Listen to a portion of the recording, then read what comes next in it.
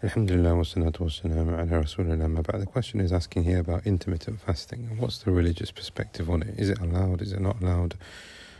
Is there a religious perspective? What should we say Islamically when it comes to intermittent fasting? Now, intermittent fasting basically means that a person has a window, 4 or 5 hours, 6 hours maybe in a day where he eats, and for the rest of the period, maybe 18 hours, maybe a bit more, maybe a bit less, where he doesn't eat.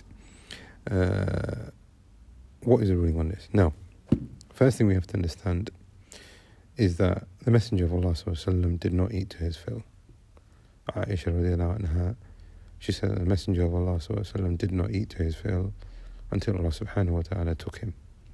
We also have other narrations where she says radiallahu anha that there was no cooker, as in there was no fire in the house to cook food for 3 nights in a row for the Messenger of Allah ﷺ. The bread that he used to eat was lumpy, it wasn't fine like bread that we have. It wasn't, sieved the flour, etc. So when he did get to eat some food, sallallahu alayhi wasallam, it wasn't, of the highest quality. He used to like certain things and he used to eat that. Whenever he was presented with something that he didn't like, he used to just leave it and he never used to say anything bad about it. This is how he was, sallallahu alayhi wasallam. But also in Medina at that time, there were people who had food and there were people that didn't have food. Abu Hurairah, well known, he used to stay in the masjid and he used to pass out because he hasn't eaten.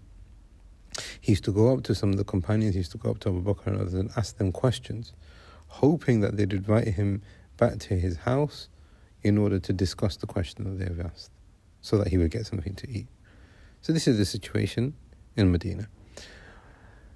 Society in Medina at that time also, they used to have 2 main times when they used to eat in the day, similar to what we're talking about here.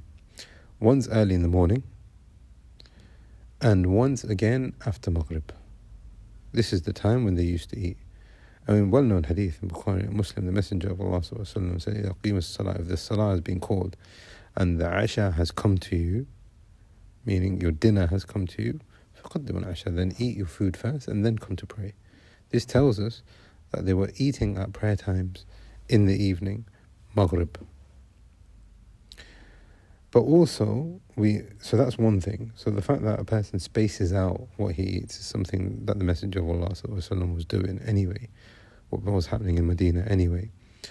But there's something a bit more than that, which is the fact that you eat less and you control yourself is connected to your iman and is connected to your zuhd in the akhirah.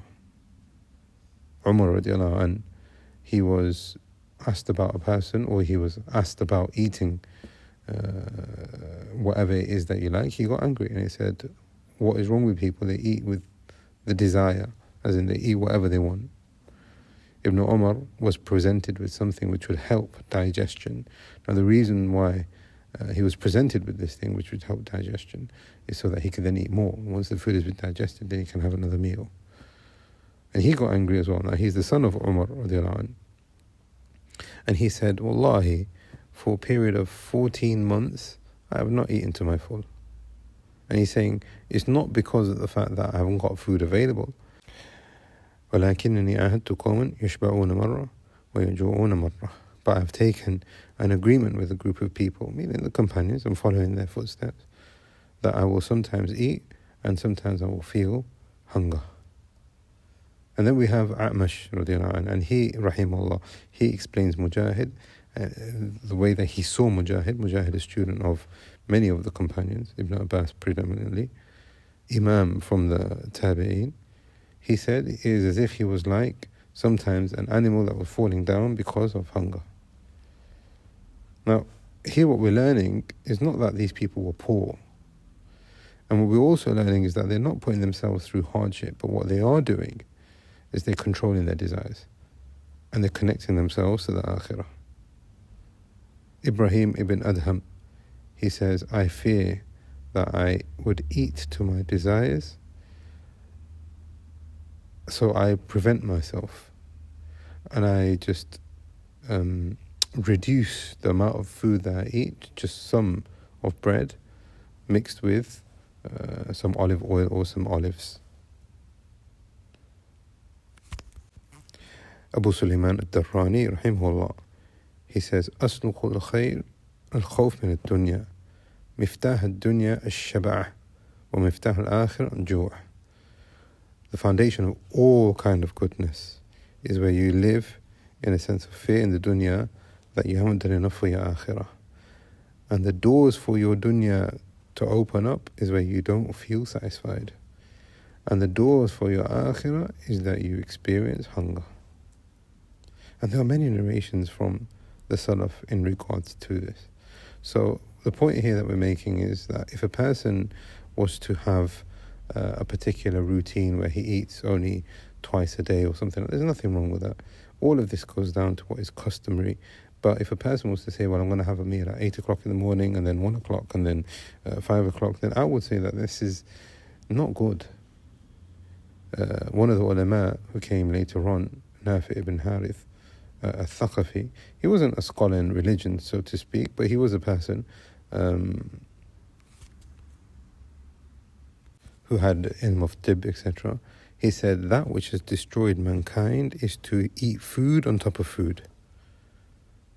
To eat food on top of food before it has been digested. This is exactly what we're saying here, is that don't eat for the sake of eating. Yes, if it is easier for your family, for yourself, for you to gather to have certain fixed times, then a person should do that. But you should also at the same time train yourselves not to fulfill your desires and to reduce the amount of intake that you have. And if a person does that, then you can also see here that it has an effect not only on your health, but also on your iman and your connection to the akhirah. So to answer this question, there is nothing wrong with intermittent fasting. Walillahi alhamd.